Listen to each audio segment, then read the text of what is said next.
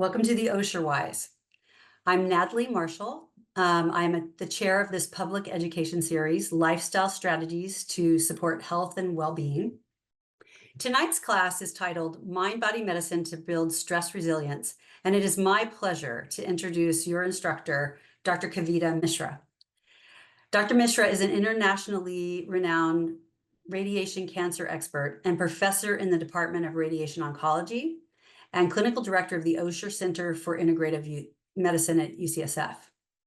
Dr. Mishra earned her undergraduate degree at Harvard University, her medical degrees from UCSF, and her master's in public health at the Harvard School of Public Health.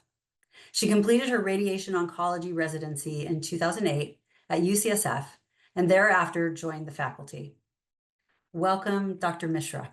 Hi, Dr. Marshall. Thanks for the intro. Today, we have a few things that I want to discuss with you. It's going to be fast. We have about an hour and then about half an hour for Q&A. And so I love this cartoon, which says, what's the meaning of life? But make it quick. I've got an important meeting in half an hour. So we'll try to get through as much material as we can today. So today, we're going to define what stress and stress resilience is. We're going to explore the relationship between chronic stress, health, and the mind-body connection. And we're going to identify mind-body medicine practices, pearls, and what I like to call mind-body medicine snacks. I think Dr. Marshall mentioned exercise snacks, just like nutrition snacks, little bits that we can start to bring into our day. So we're going to have a couple of polls throughout. First poll, is stress a good or bad thing? And we'll see what comes across. Okay, it's about half and half, 52, 48, 50, 50.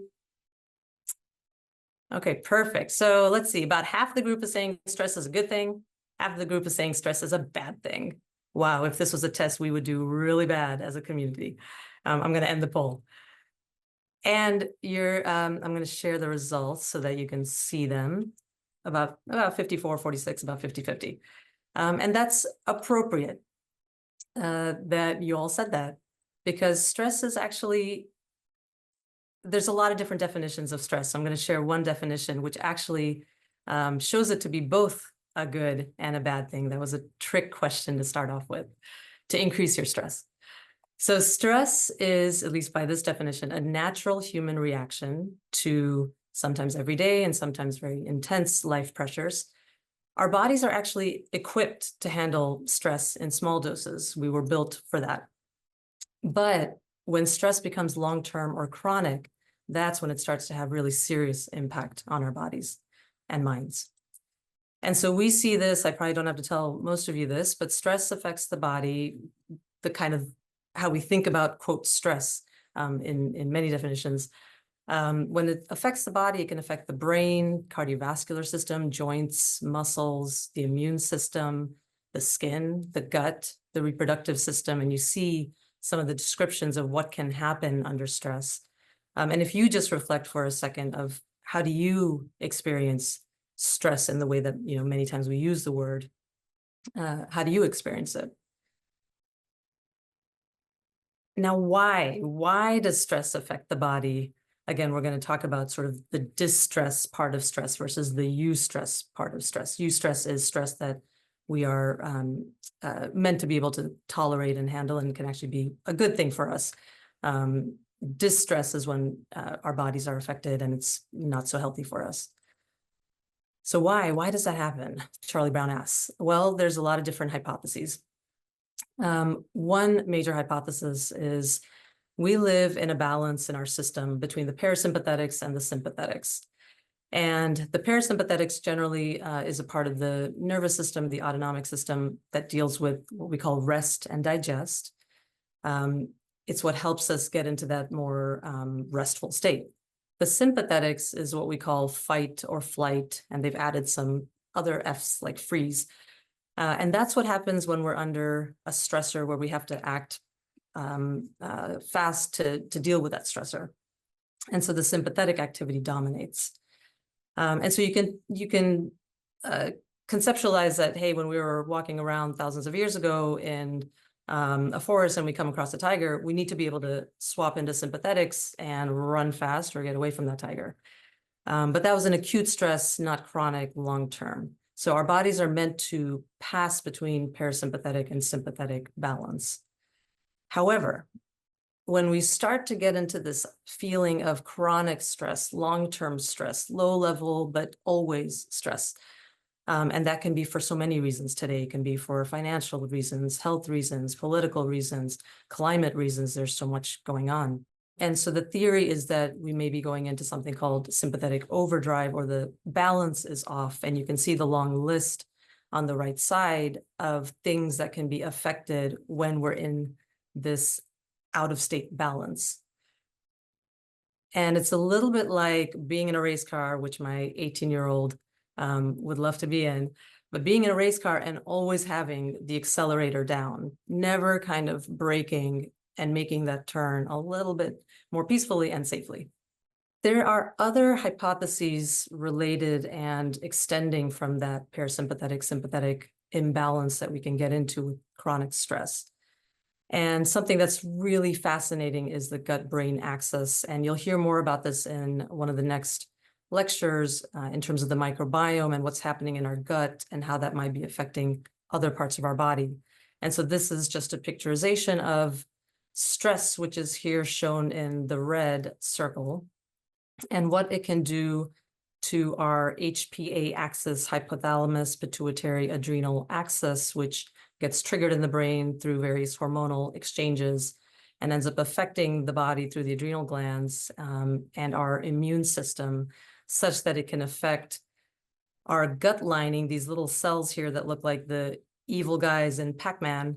That gut lining is potentially affected by those hormonal shifts, and also our immune system, which would usually catch metabolites or things that are coming across and be able to protect the rest of our body. That immune system is affected so that we're not able to actually protect the body as well.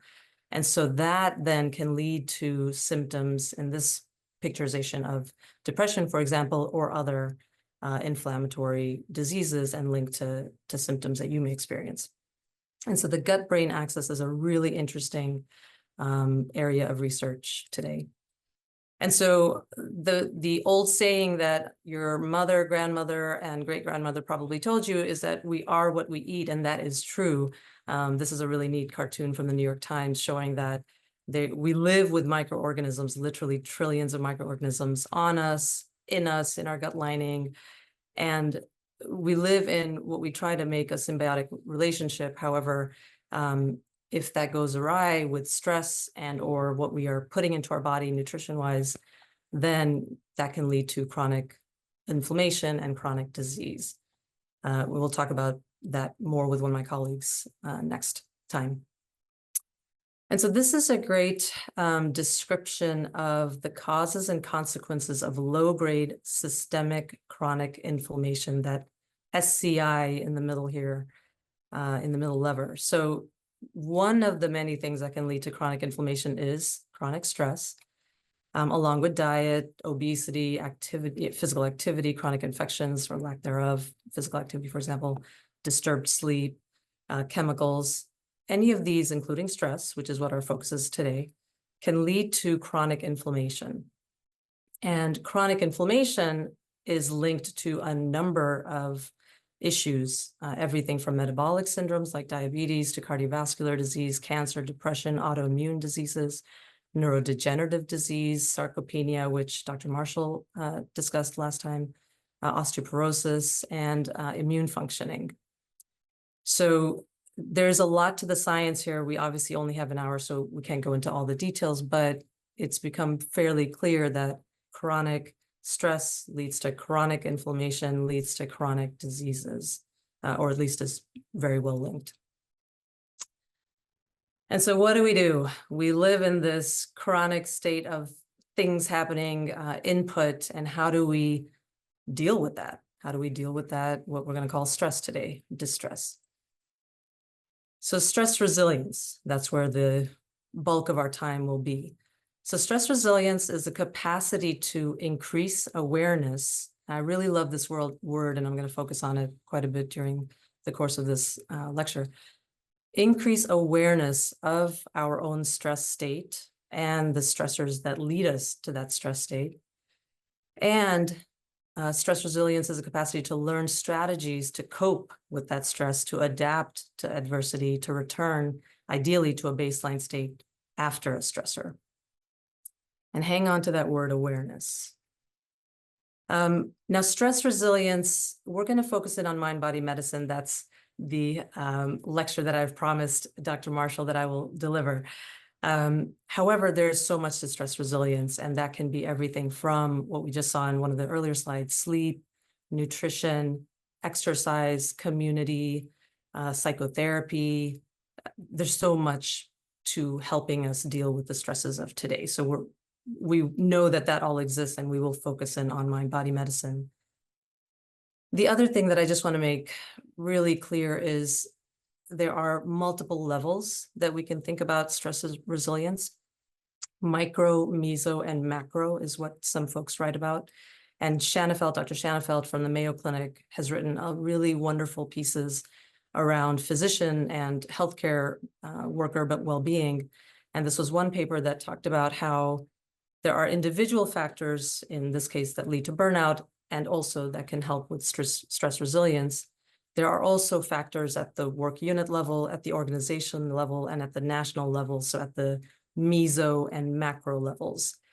We are not going to talk about all of that today. We are going to focus in on the micro level, or the mind-body medicine strategies that we may be able to bring into our life. And I want to really make the point that so much of what we have to do as a society, as a community, as a group is actually at these other levels, which is really important. So knowing that, again, we'll focus in on the sliver that we can try to control, or at least learn about today. So with that, now we have some definitions of stress and stress resilience. So what is this thing called mind-body medicine? What are we talking about here? It is a really hard set of words to actually define. It's a diverse group of practices. It uses the connection of the mind, the body, and behavior to promote health and well-being. And meditation is a really critical component of it. And I'm going to define meditation for you in one way, but there are literally hundreds of definitions of all of these words. This is actually a mandala drawing with chalk on a grassy knoll in England. You can see the shadow of a tree here. And I just love this picture because it didn't strike me as what it was when it first landed. And the idea is that you have all of these diverse patterns, these diverse mind-body practices, and at the core of it is this concept of a meditation. Now, often when we think of meditation, and I teach meditational practices and I learn meditational practices with patients who are going through cancer, often advanced cancer, in my practice at the Osher Center. And very often the image that a patient or a being may come into meditation is something like this. You know, someone may be in an orange robe, under a tree, quiet, in lotus position. And meditation can be this, and it doesn't have to be this. It can look a lot of different ways, and thousands of years of history would show us that actually meditation can look like dance. It can look like yoga. It can look like music. It can look like bow and archery. It can be a contemplative practice in a community. And so one major point I think that I would love to leave you with is this idea of meditation being in many, many forms, and you defining what resonates for you as you think about this. So here's one definition that some colleagues and I, after pulling from a number of different concepts, have come up with, and see what sticks out to you. So meditation can take many forms.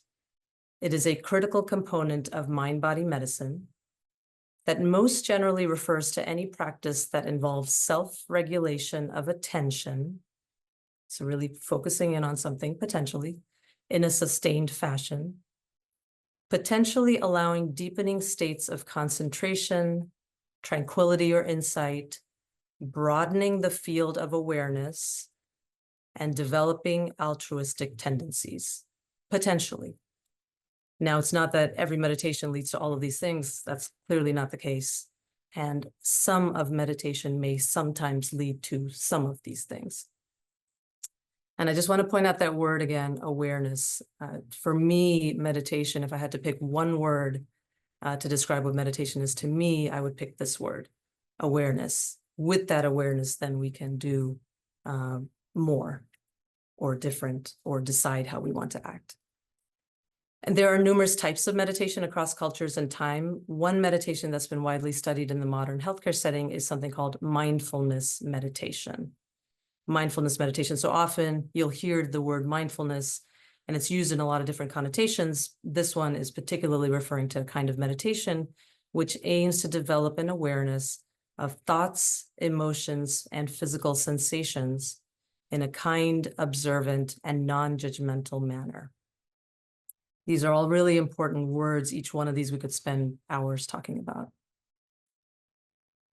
So let's talk practical. What does all that hoopla actually mean? How do you see it in your practice?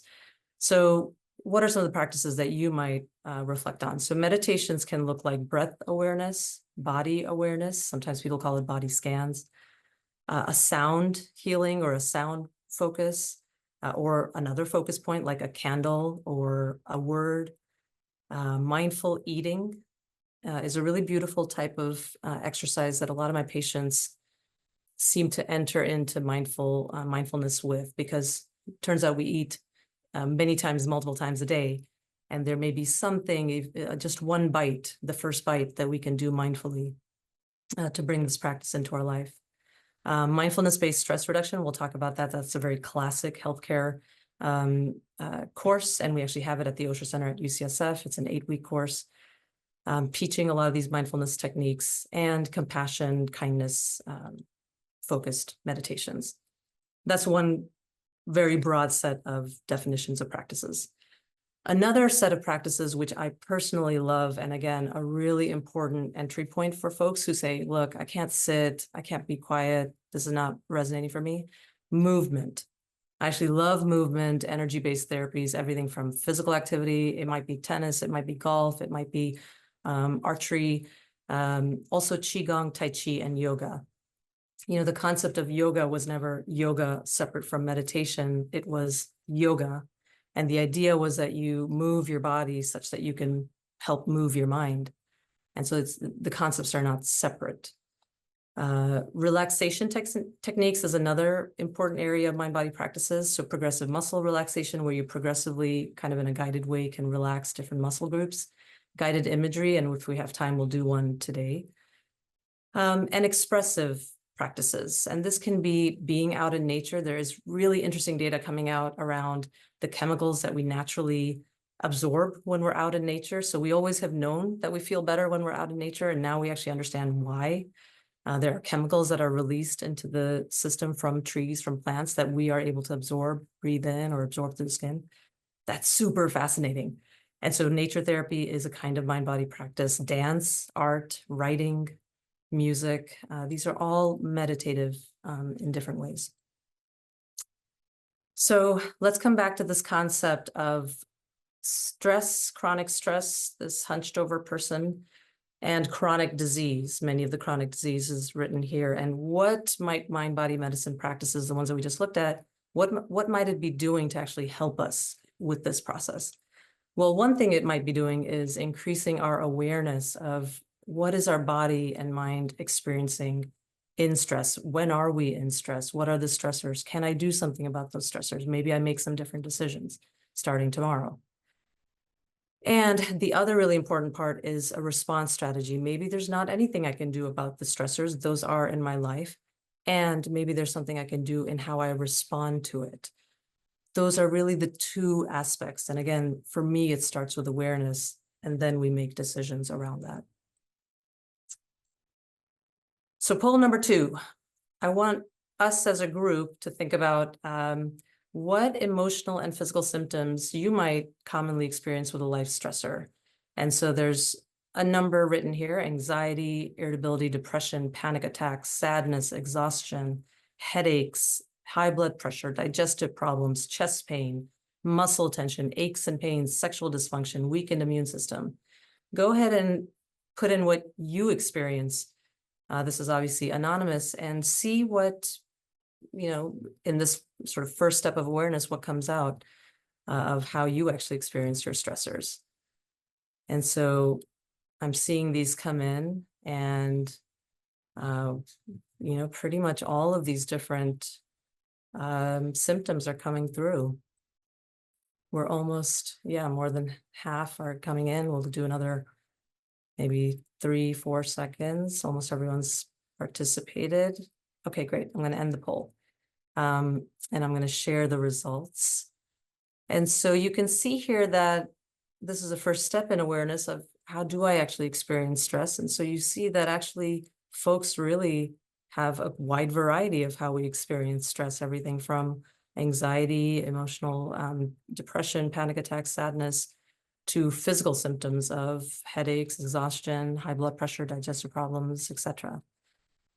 So really variable. And when we have this awareness in the moment, especially as we're experiencing the stressor, we may decide to do something different or deal with that stressor once we're aware of it.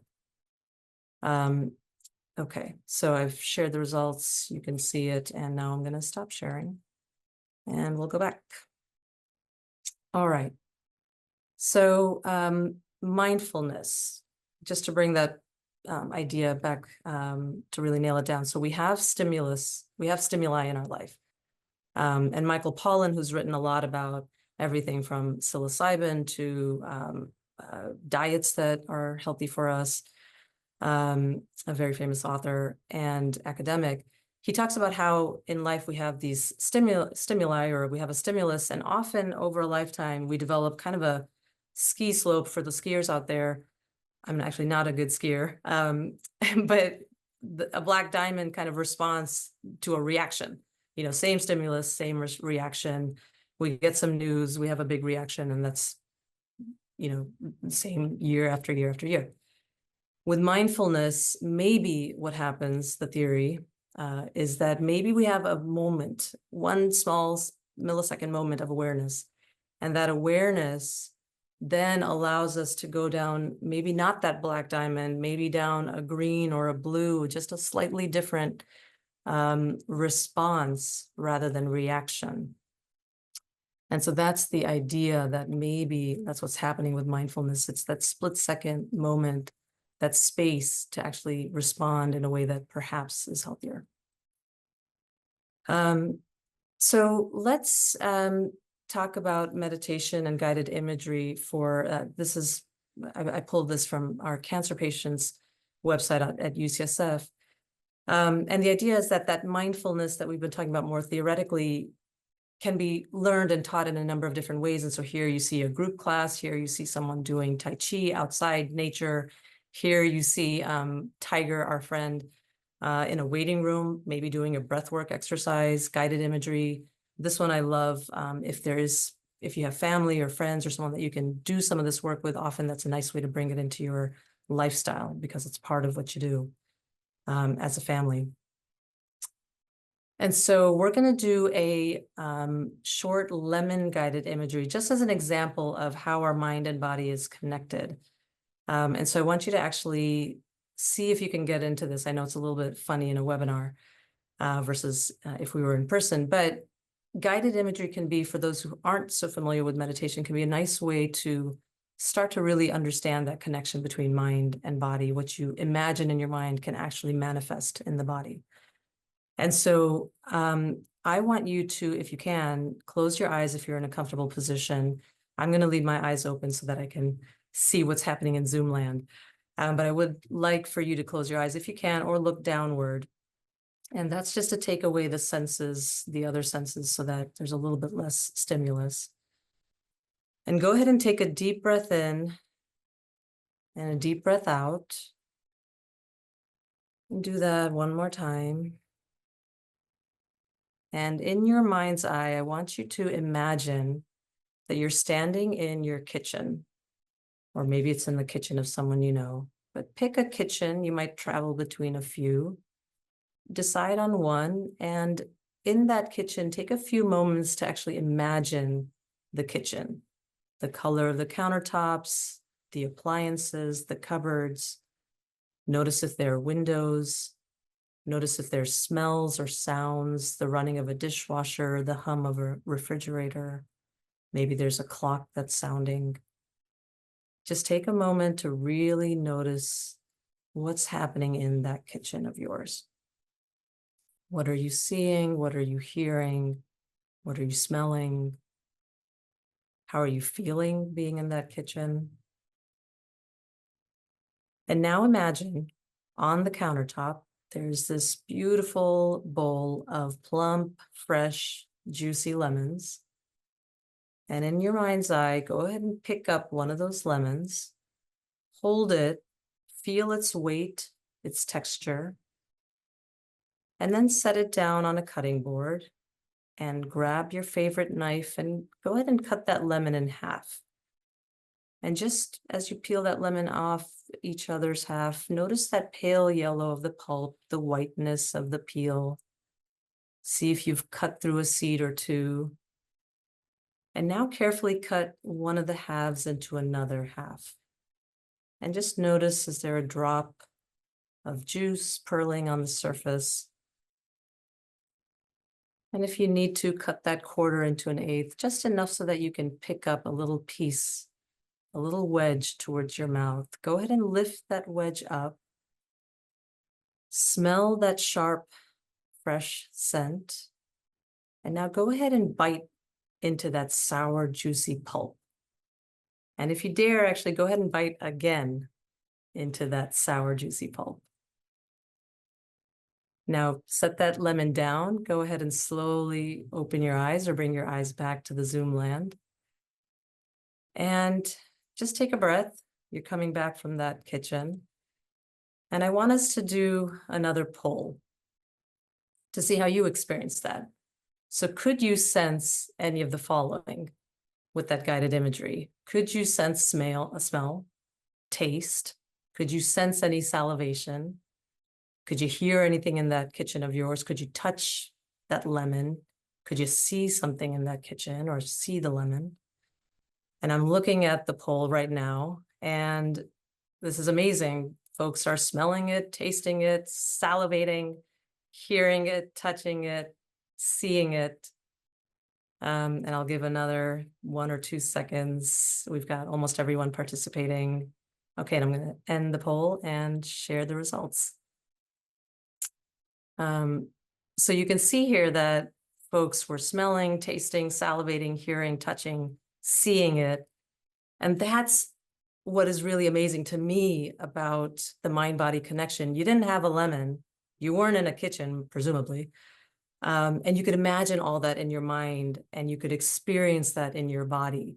And vice versa. When you experience things in your body, you can affect the mind. And, there is a lot of research. I mean, probably if any of you are from this area, Steph Curry and the Warriors and every basketball team and every sports team out there is using visualization, because there's actually really interesting neurologic MRI data that shows that visualizing that act or that experience is actually almost as effective as doing the actual activity, not in all ways, but in many ways. And so there's really interesting data around what we are conceptualizing in our mind and how that is experienced in the body. So again, hang on to that of this is what the mind-body connection is really about.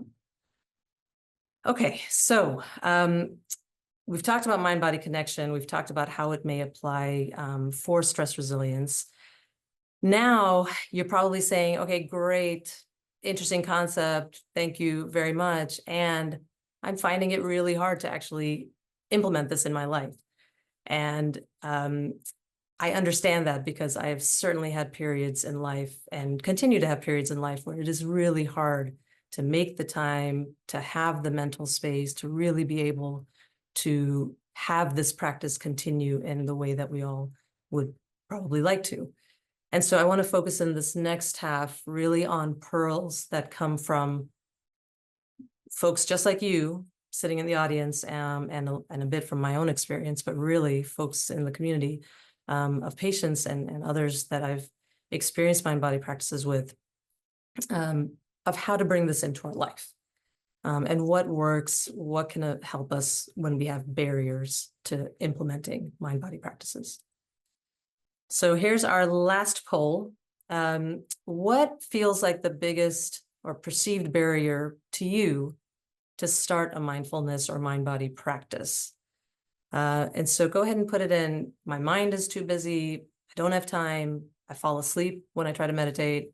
I used to be able to do more with yoga or meditation. I can't do that same thing right now because of the stresses I'm under. Information overload. I don't even know where to start. When I do meditate, it brings up too much for me. I don't know how to handle that. And, honestly, what am I going to get out of this? What's really the big deal about all this stuff? So thank you for everyone who's participating. We've got more than half already. I'm going to let it stay on for about another 2 seconds, 3 seconds, and we'll end the poll. And we'll share the results. So you can see here that many said my mind is too busy, which is a very common thing that I myself experience and others who are in our courses experience. I don't have time, again, very common. I fall asleep. I used to be able to do more. Information overload, exactly. So all of these can happen, and what might be a barrier today may not be tomorrow, but there may be a different barrier for you tomorrow. So just kind of being able to roll with that is part of the art of mindfulness, actually. So let's get into some of these pearls that your peers and your community members have actually shared, and I'm just sharing it back. My mind is too busy. So I love this cartoon of a yoga class. I know I've been in the same situation. Slowly begin to reawaken the body with thoughts of unread emails, piles of dirty laundry, and the kids you have to pick up from school. And that's the reality. Our mind was actually meant to think. And so that is constantly what's happening. We have a river of thoughts that's going through. And so the idea of mindfulness is, at least some of mindfulness is that awareness of actually watching these thoughts and knowing that you might get tracked down that river of thoughts, but maybe you'll learn to realize that you've gone down that river of thought or rumination and then actually bring yourself back to the riverbed and watch again those thoughts, because those thoughts aren't necessarily reality. And often those thoughts are about the past or the future. And so really kind of coming back to the present. One pearl that I want to just emphasize again is movement. Movement is really a critical piece. And so when the mind is racing or the mind is busy, try a movement practice like the ones we talked about.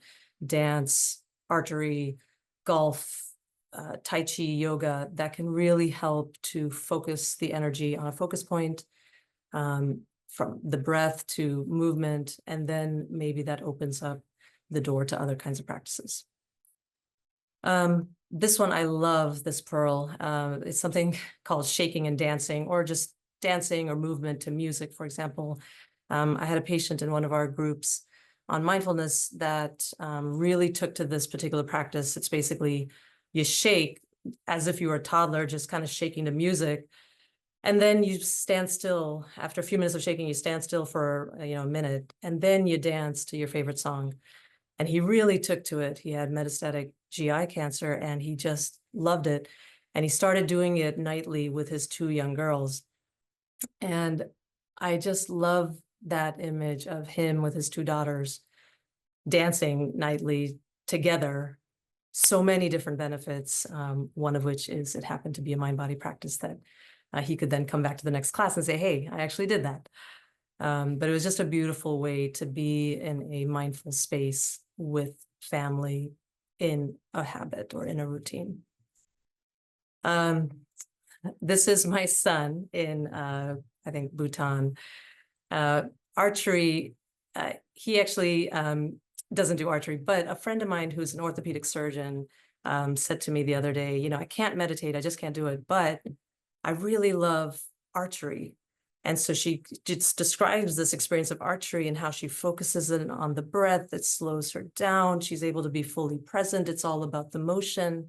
And I said, that is meditation. Meditation is nothing different. And so really actually thinking about what you already enjoy in your life and the meditational aspects of those things. Gratitude journaling and gratitude jars. So these are really wonderful ways to actually help to sometimes rewire us. I have another colleague, an oncologist, who started to do a gratitude journal daily years ago. And what she noticed is she would literally just write a few words every night. So it wasn't a massive undertaking, but, 2 or 3 words and of just gratitude. And it started more generic, family, friends, but then it started to get more and more specific as the days and months went on to, hey, I really appreciated that butterfly that I saw on a leaf today as I walked to work, or I really appreciated that gratitude that someone shared with me for something I did for a staff member. And what she realized is that it actually started to rewire her so that she started to notice those things that brought her gratitude during the day.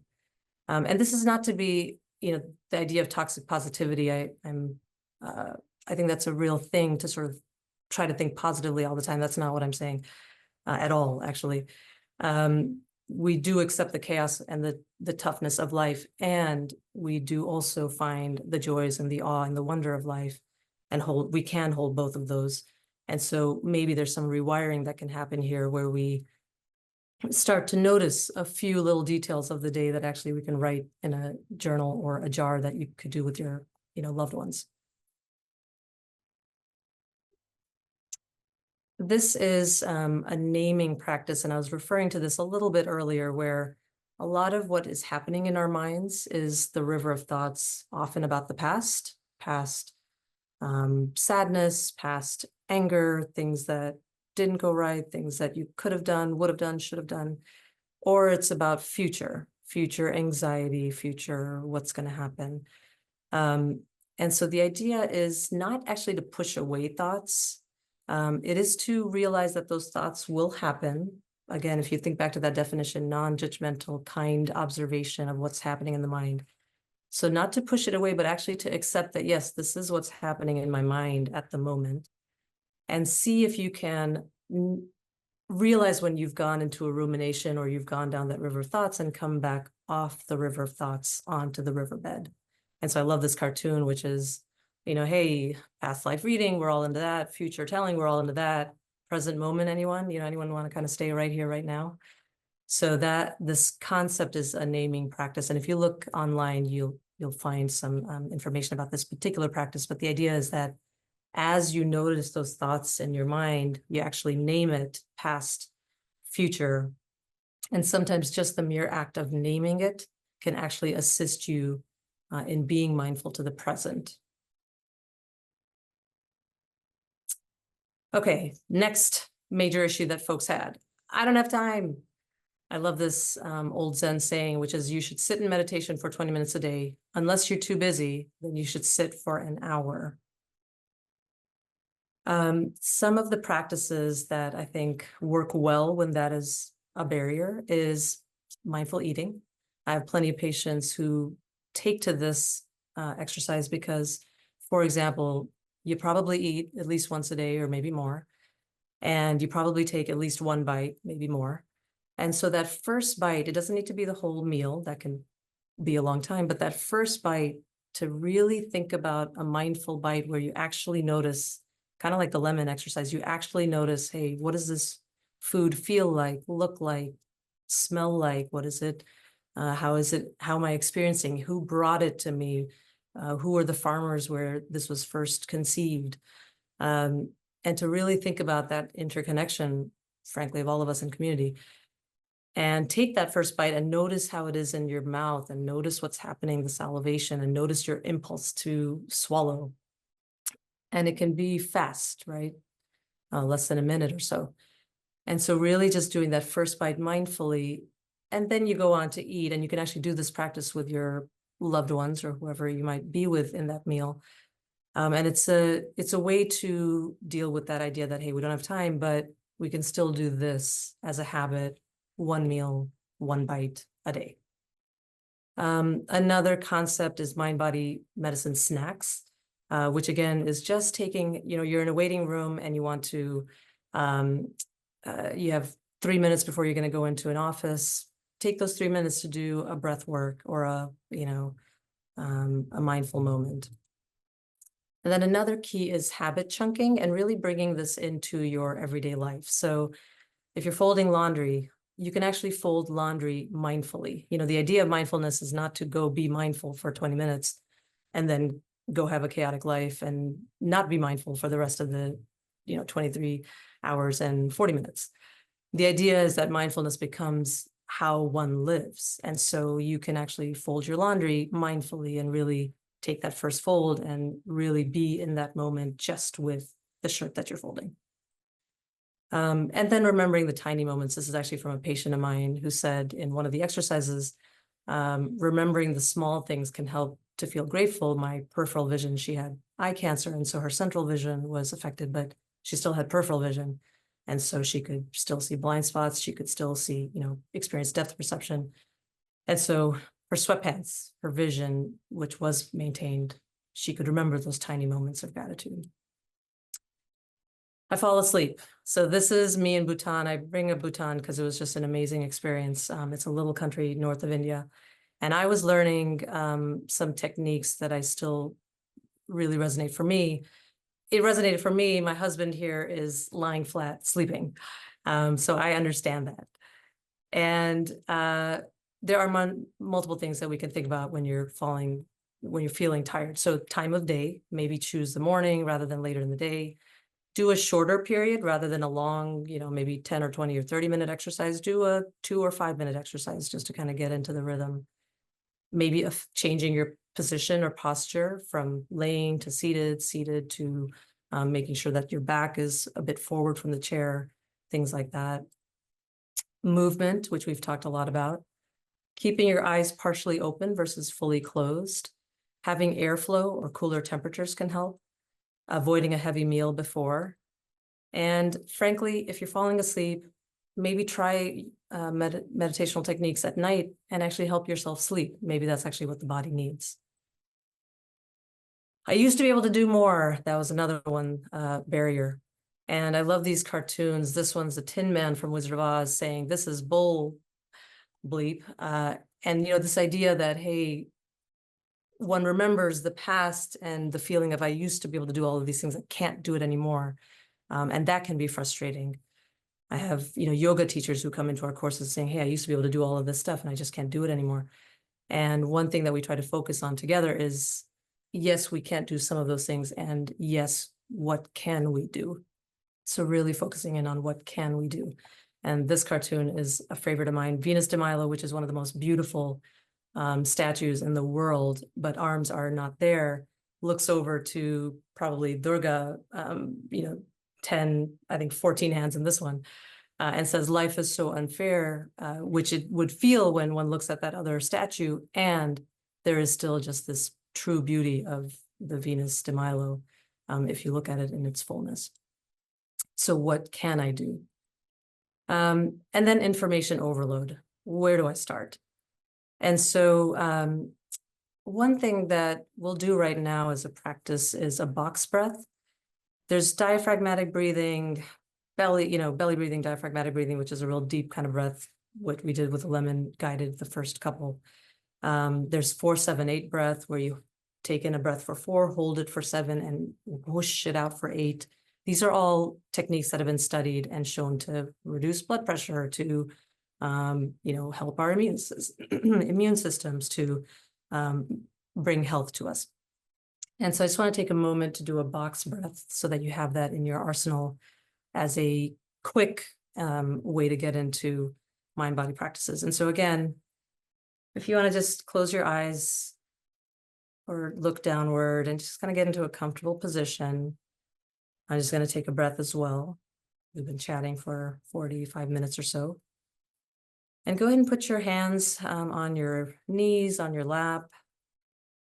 And the way that we're going to do this breath is we're going to inhale for 4, hold for 4, exhale for 4, hold for 4. And I'll do it once or twice, and then I want you to do it once or twice on your own, okay? So again, 4, 4, 4, 4, like a box. So inhale, 2, 3, 4, hold, 2, 3, 4, Exhale, 2, 3, 4. Hold, 2, 3, 4. Again. Inhale, hold, exhale,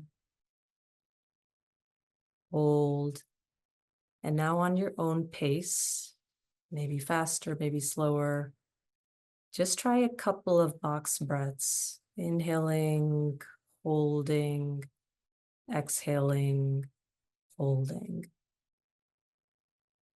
And again, one more cycle, inhaling 4, holding, exhaling 4, holding 4.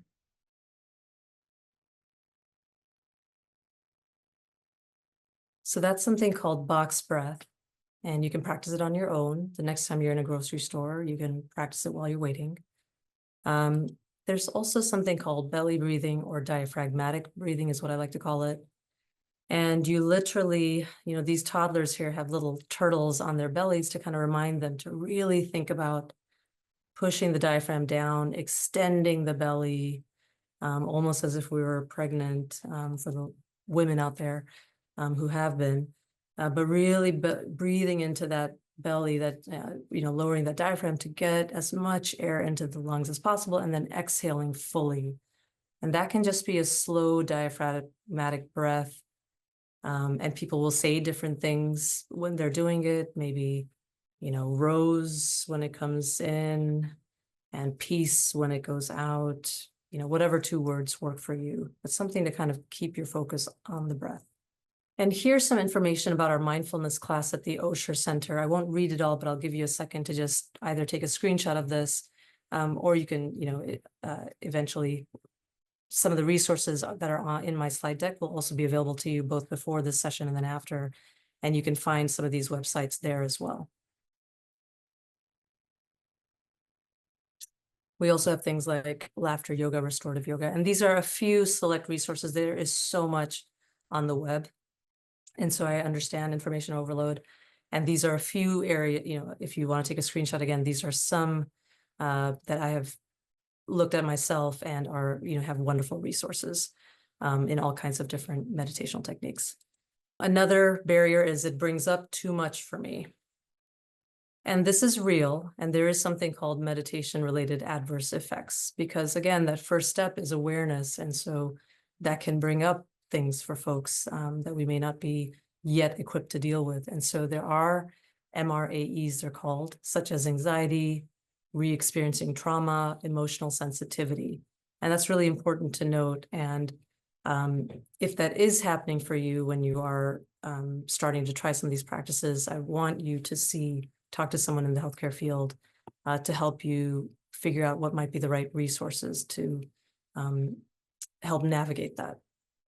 Now, there was one study that's listed down here by Goldberg that actually looked at MRAEs in a group of meditators.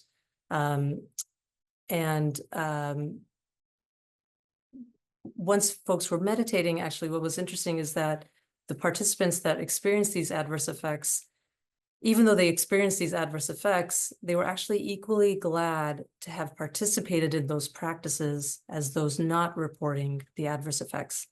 And the hypothesis here was that, yes, there was awareness, and as folks learned the practices over time, those folks also learned strategies to help with that awareness and ultimately deepen their health.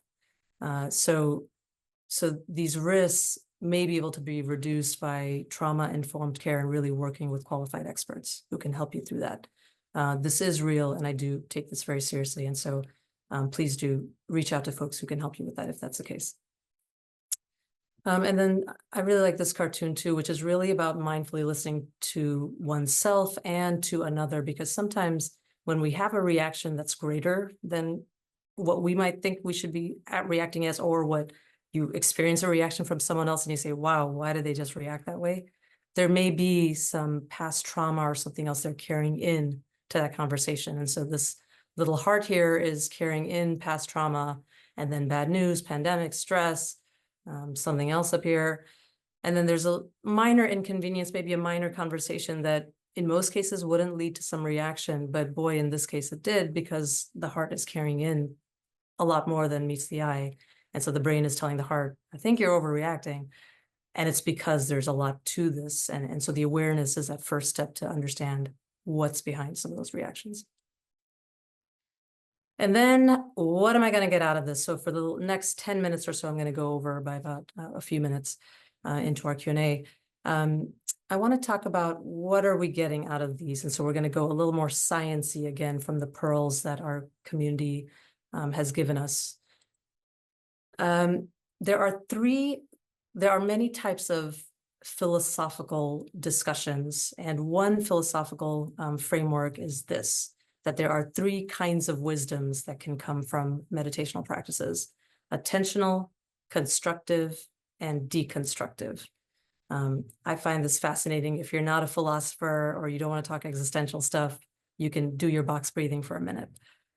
Attentional wisdoms may be things like being able to develop focus, awareness, quieting the ruminating mind, being able to be more present in conversation with your family, with your friends, concentration at work. So those are attentional wisdoms that you may get out of meditational practices.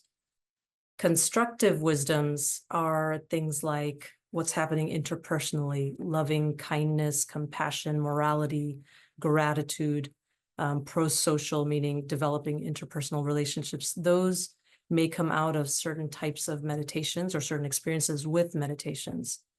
And the third bucket of wisdoms that may come out at a more philosophical level is deconstructive. So this is kind of a deeper wisdom around interconnectedness, impermanence, which means, hey, we are on this planet for some amount of time, and then many folks have many beliefs of what happens after that, and what that could look like for you: insight, reflection, inquiry.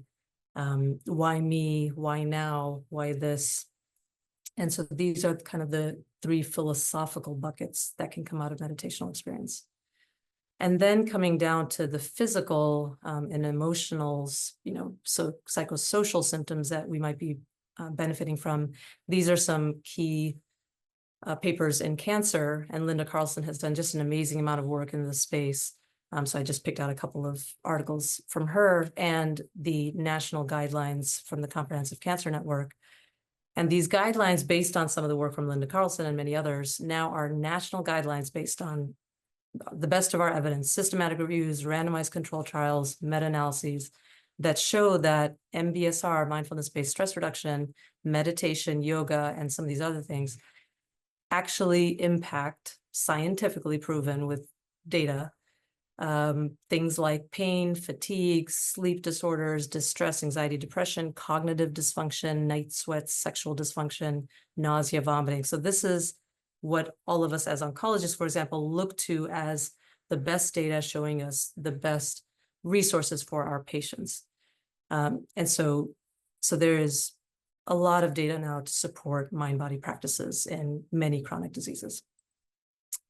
This is one of my favorite randomized control trials. I'm not going to read this to you, but if anyone wants to, again, take a screenshot, it's a trial that actually looked at MBSR, mindfulness-based stress, or actually it was cancer recovery, which is based on mindfulness-based stress reduction.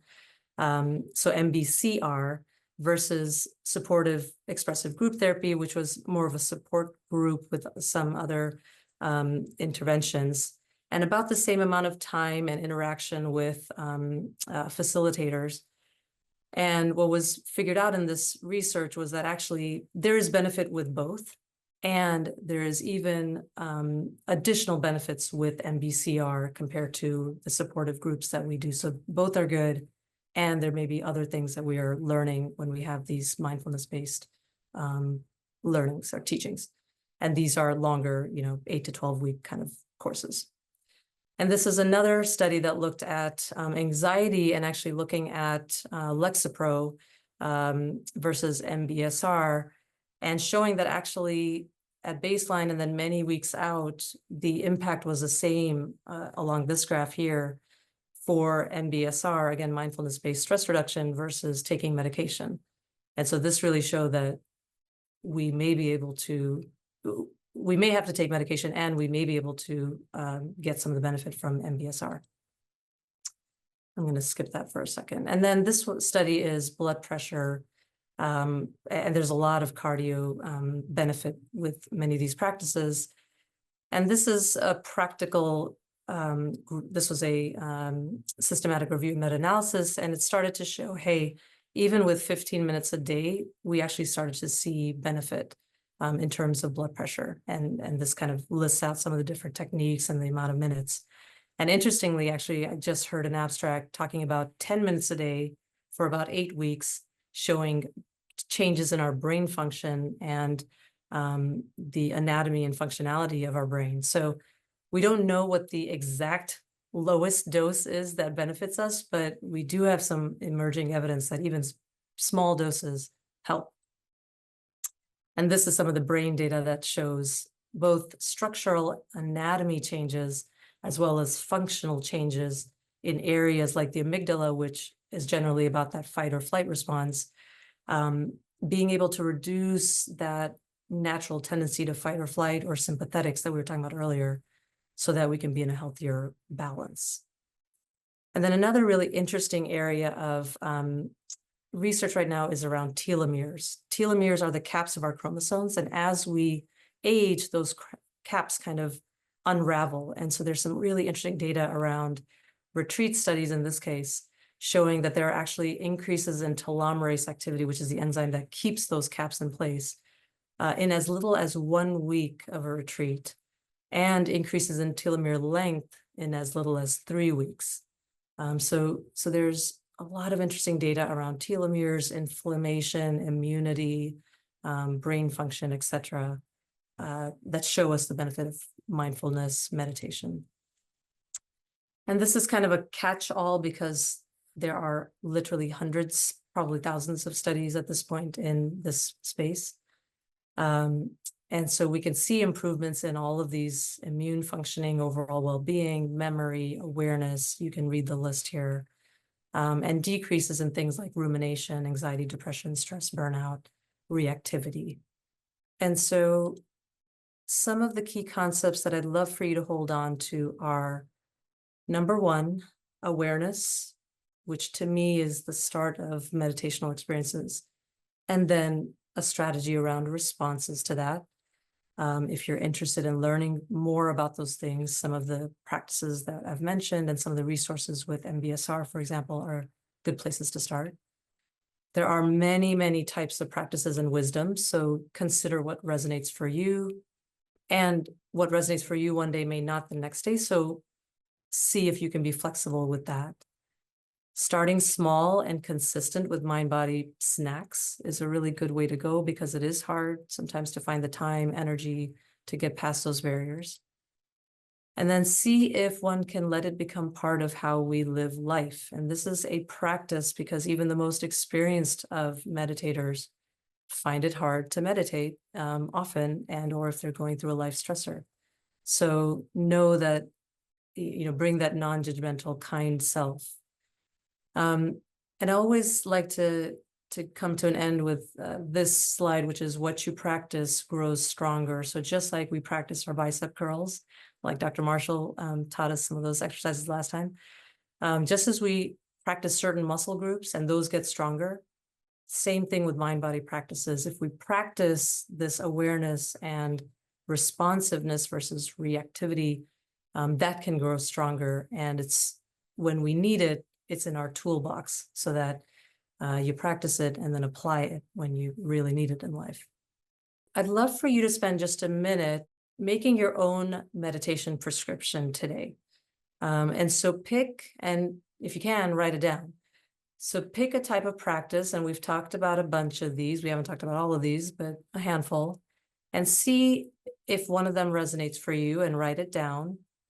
And then write down some details of how long, when would you do it, how often, what time of day would you do it, where would you do it, in a room, out in nature, in an office, at your lunch, after your lunch, and then who might you do it with, and other tips that might be helpful to you.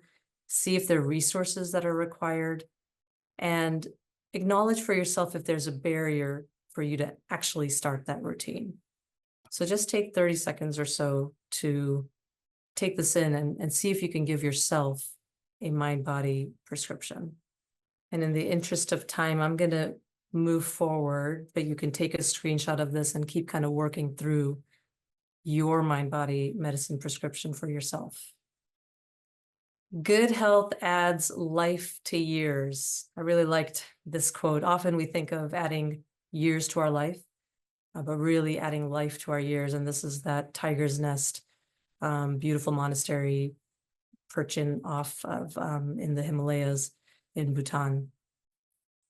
So I want to thank a team which is just amazing, and I learn as much every day still today as I did many years ago. And so none of what you just saw happens in a vacuum. And so I really owe this whole group here so much in terms of my own learnings. Thank you, Kavita, for that beautiful talk. That was just splendid. And I really liked the mind-body medicine snacks. I love that because we can, the thing like in exercise, you can have, 5 minutes of exercises is better than none. 5 minutes of meditation or deep breathing when you don't have a lot of time, just a little bit of that to downregulate our stress response. The fact that that can be so beneficial is really great news for everybody. Yeah, and I'm glad that you bring that up, because I think in our world today, those ways to enter into spaces are so important, and we have to be creative sometimes. So yeah, I agree. Exercise snacks, mind-body medicine snacks, you've got your prescription. So I'm going to go through some of the questions that we're having some really good questions come up. One of them was about, is there any research that's been done on reversing years of chronic stress? So say a person is a multi-person caregiver, has had years of chronic stress.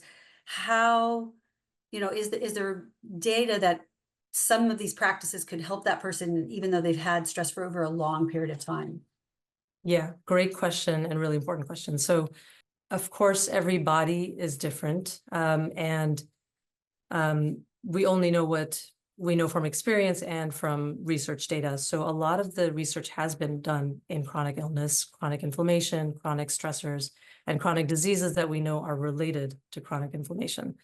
So the short answer to that question is yes, there's research that shows that even with chronic stress, years and years of stress, that these type of practices can help us increase the health of our years. And you see that in some of the data that we showed around symptoms of anxiety, depression that may have been longstanding related to chronic disease or chronic stress, and those can be reduced over time. Now, of course, sometimes chronic stress leads to things that may be irreversible, and that's just the reality of what happens to the body. But the whole idea of mind-body medicine is that, yes, chronic stress, at least some part of it may be reversible, so that we can help, like the telomere data, for example, we can actually help keep them in place versus having them continue to unwind over time. Does that answer the question? Yeah, that answers the question. What recommendations do you have for someone who started a mindfulness practice or meditation practice and then has fallen off? How do you help people with consistency and getting back into the practice? Another really important point and question. So consistency is a really critical piece of mind-body practices. And so trying to do something once a week, sometimes people can make that work, but generally that's not going to be as sustainable as something that you can do more consistently. And so if you can find a 2-minute practice that you can do more consistently, that's usually going to be a better way for you to get into the practice and actually maintain it. A lot of the details that we talked about in terms of short practices, bringing it into your routine, i.e. with your laundry or with your kids with mindful eating, or you tend to go on a nature walk anyway, so doing a mindful walk where you really notice what's around you, the leaf, and you actually take a moment to ponder that leaf. Bringing it into everyday life in a way that you know is sustainable for your life is going to be key. And the mind-body medicine snacks, I know we keep kind of coming back to it, but that's been a really important piece, I think, for a lot of my patients, which is how can you think of just those moments where you're in a grocery store line and you're waiting for something and you might be getting stressed about it, or you could decide to do a box breath or a deep abdominal breath. And that is the practice. And so literally, 2 minutes or 1 minute. The other piece is mornings. Often mornings are a good time to get in a meditation because as the day goes on, most of us will realize that the mind starts to go and then it's hard to come back to it. So sometimes mornings, if that works for you and your schedule, that's a good time to get a practice in, sort of the first thing that you do. And then habit chunking is another important thing. If you're brushing your teeth, which you should do every day, after you brush your teeth, you go directly into a meditation. If you can chunk habits, they're more likely to stay. So that's another thing to think about, sort of habit chunking. Those are a few things. And then the gratitude journal is a really nice, often can be a feasible thing because it's short, 1 word literally that you could write. But that could be another attainable or feasible thing for folks. Often it's a mental barrier, right? Of, gosh, I just don't have so much time, or you remember doing a 20-minute or an hour-long yoga every day and you don't have time for that, or you don't have energy for that. And so being able to understand your barriers and where your present body is able to do, and then adapting to where your present body and mind are. So that adaptation is important too. So one of the I don't know if it was a barrier, but one of the things you talked about was that it's too overwhelming for someone and these adverse events sometimes that happen with meditation. Can you speak about complex PTSD and, a patient that maybe has a history of trauma and physical symptoms from trauma, and maybe the somatic practices that could potentially help that person? Yeah, I'll start and you should add in other thoughts too. There is a lot to trauma-informed care, and I'm definitely not an expert in that particular area. I have techniques that we bring into our meditational practices when we teach them, but really for someone who's been through trauma, PTSD, a diagnosis, I recommend that they see a psychotherapist or a psychiatrist or someone who's really trained in various techniques, cognitive behavioral techniques, other techniques that they can really help to allow that awareness and then also allow the response strategies, because that is much more intense, or it can be much more intense. So I usually will say, if that's coming up for you, please see a healthcare professional. Usually I'll, psycho-oncology or psychiatry, counseling, someone who's trained in some of these techniques for trauma-informed care. Yeah, and I would say that somatic therapies like yoga or chanting, or there might be other forms of therapy that can help with trauma and releasing trauma from the body. But I think it's always good to be under the care of a professional, a trauma-informed therapist, because that can help people in integrating and processing these types of mind-body practices. That's a Yes. really good question. Yeah, So and there's I'll add, and that's an excellent point, which is movement practices, which we spent some time on, can be a really critical piece of that trauma-informed care. And actually, I'm thinking about a patient of mine who, a different patient who really took to the shaking and dancing because that was just a way to really release, through the body what was being carried in the, mind, body, soul. And so yes, I think yes and yes. So yes, see professional folks who can really help you navigate that. And yes, there may be techniques, particularly around movement, that may be really healthy for folks who are going through PTSD or other traumatic re-experiencing. So there's 2 questions on blood pressure and stress. And one is, how do I know my high blood pressure is due to stress? So that's one question. And then in the other question, it talks about how mind-body medicine might lower blood pressure. Is it just lowering of the sympathetic response? Does it change circulation capacity? Maybe you could speak to that and cardiovascular effects of lowering stress with heart rate variability. Yeah, perfect. That's great.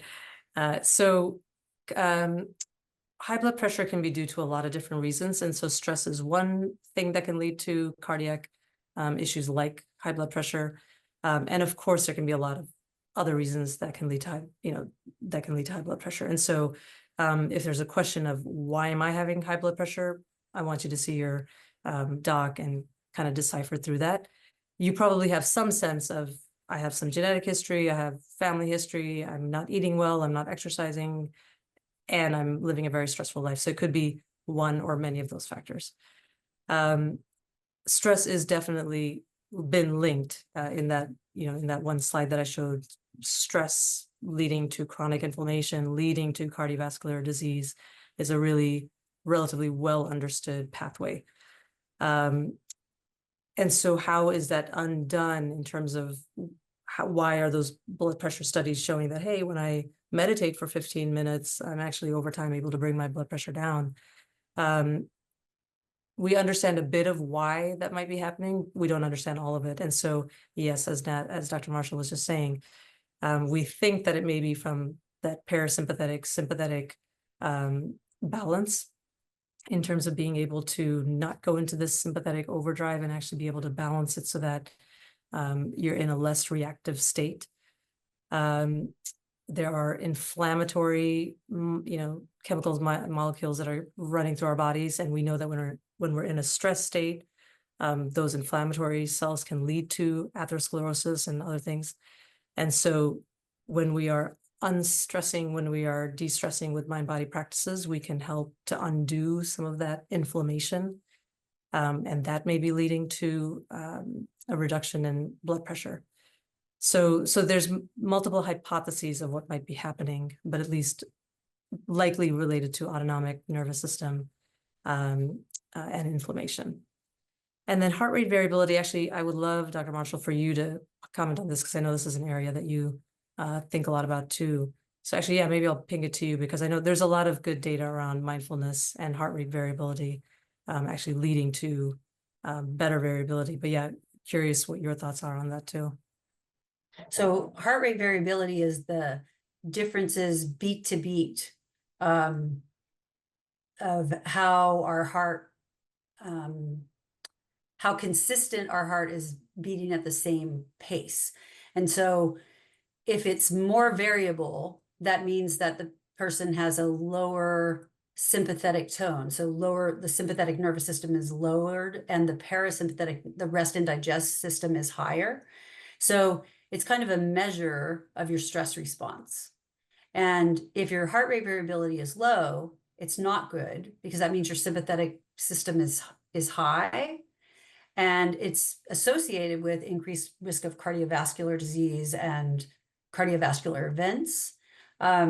So the things that can change heart rate variability are meditation practices, things that lower your stress response, exercise, especially aerobic cardiac exercise. But that's something, it's just another measure. So people that do wearables like the Oura Ring or the Whoop strap, or I don't know if the Fitbit measures it, but there's certain wearables that people use that can tell you what your heart rate variability is. And people note that over time, if they're doing these stress reduction practices, or if they're exercising, which is also a stress reduction practice, then their heart rate variability will go up. And that is healthier for their cardiovascular system and your heart. Yeah, that's beautiful. And I know in the mindfulness literature, there is a lot around heart rate variability and importantly with exercise. And so, yeah, I agree. I think there's a lot of great data around the cardiac benefits. I showed you one slide around blood pressure, but there's a lot, everything from, our left ventricle, how much it hypertrophies, to blood pressure, to heart rate. And actually there's some really interesting data around, some of the oldest data is around yogis, and researchers would place all these, brain and heart function devices on yogis and the yogis would be able to bring their heart rate down to levels that were relatively unheard of, in the 30s and 40s. And so, yeah, there's some really interesting data on cardiac, in fact. So one question is about your advice for addressing health-related anxiety from a cancer survivor through a mind-body practice. Health-related anxiety. So how to approach anxiety with some of these practices. Yeah. Right. So the one slide that I showed quickly around the NCCN, the National Comprehensive Cancer Network, which is a nationwide network that brings together guidelines for what kind of chemo to give, what kind of radiation to give, what dose to give, and also mind-body practices, which ones may help which symptoms based on the data that we have today. And again, meta-analyses, systematic reviews, randomized controlled trials. And so there's one of those lines is actually anxiety and depression, that there is really strong data showing that MBSR, mindfulness-based stress reduction, meditation, and yoga can actually help with anxiety, and that's for cancer in particular. One of the other studies I showed quickly was for anxiety more generally, where some of the medications, the impact was the same as mind-body practices. And so there may be an ability to use mind-body practices, maybe with or instead of, depending on the situation, medication. And so anxiety in particular has been shown to be a really important symptom that mind-body practices can help with. So the next question is about how do you meditate if you're in an environment where it's really noisy? Especially if you're a beginner and you're, it's very distracting and unavoidable. How would you suggest someone do a meditative practice or some type of mind-body medicine practice? Yeah, great question. There are a couple of things that I'm thinking about. One is, if there's a choice and if the noisiness is just not working for you, see if you may want to try something else. Maybe that's just not going to work for you, at least for starters. So that's kind of the simpler answer. Or go to your car. Yeah, or go to your car. Well, yeah, so you can find a quieter spot, go to your car, or earplugs, things like that. Now, if you can't, if you just have a situation where you just have a lot going on, one thing is if you do a guided imagery, so you're actually listening to something, or maybe you're doing it with the people that you're with and you're all doing it together, like a mindful eating exercise.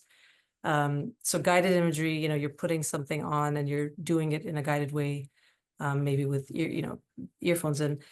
That might be able to be one way to be even in a noisy spot, but kind of have your own experience.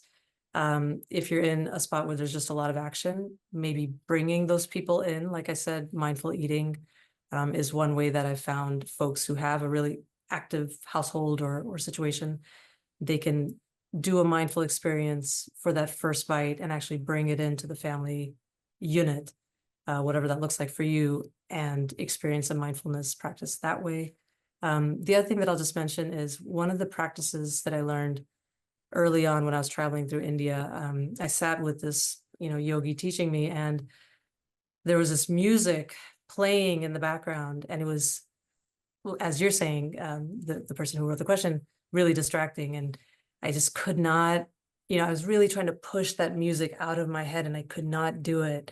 It just kept distracting me. And I was pushing and pushing and pushing. And the yogi said to me, don't push it, accept it. Maybe it's trying to tell you something, let it come in. And so I stopped pushing that thought or that impulse or that, stimulus, and I allowed it to come in.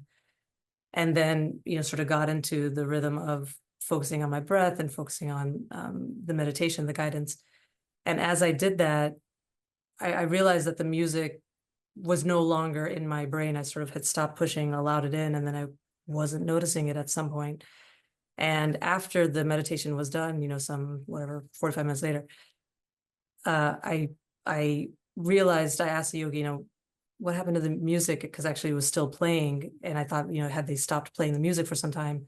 And he said to me, actually, the music was playing the whole time. You probably just, stopped hearing it.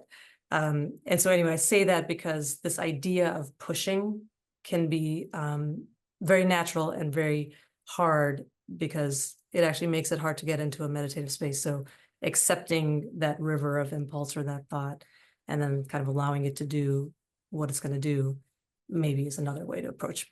But anyway, so those are a few ways to approach. Yeah, those are really good. This is true Northern California question. Love it. Like mindful eating, can mindful drinking be a form of meditation? For instance, I love wine. This is the person writing the question. I focus on the taste, color, and other unique features. I find it relaxing and stress relieving. So can you comment on mindful drinking? That's such a funny and fun question. I love that. Yes, I mean, mindfulness, like I said, can be, and ideally, it's sort of what we imagine is we live life mindfully. Again, like I said, it's not about going to be mindful for 5 minutes and then going to live unmindfully for the rest of the day. And so mindful drinking, yeah, sure. I mean, that makes sense to me, right? Because you're really in the moment, you're enjoying it, you're present, you're noticing, you're using all of your different senses. So in all of those ways, that is a meditation of sorts. And so, yes, I agree that can be.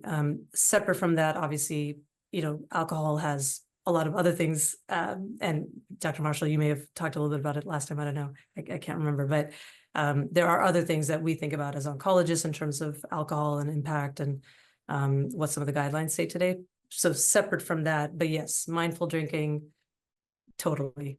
I hear that. Could you talk about combining medication with meditation, like Lexapro or antidepressants with meditation? Is there any danger in that?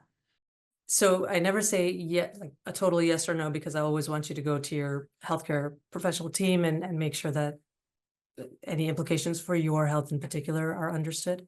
But generally, yes, for sure. Many folks are on both medications for whatever it might be, anxiety or depression or even blood pressure, and they may partake in mindfulness or meditations. Now, you may watch out for how that starts to impact your body. So, for example, very practically, blood pressure medicine. I have had folks who have actually needed to reduce their blood pressure medicine because they were able to start lowering their blood pressure with some of their meditational practices. And then they didn't need as much blood pressure medication. So you may need to be mindful of what's happening for your mind and body. And yes, those are usually, one can do these practices almost always in a very healthy way. You have to just find what that looks like for you. We really appreciate your attention and your interest in our program. Thank you very much, and good night. Again, thank you for sharing your night with us. Thank you so much. Thank you. Nice to see. And thank you, Kavita. Thank you so much for that great talk.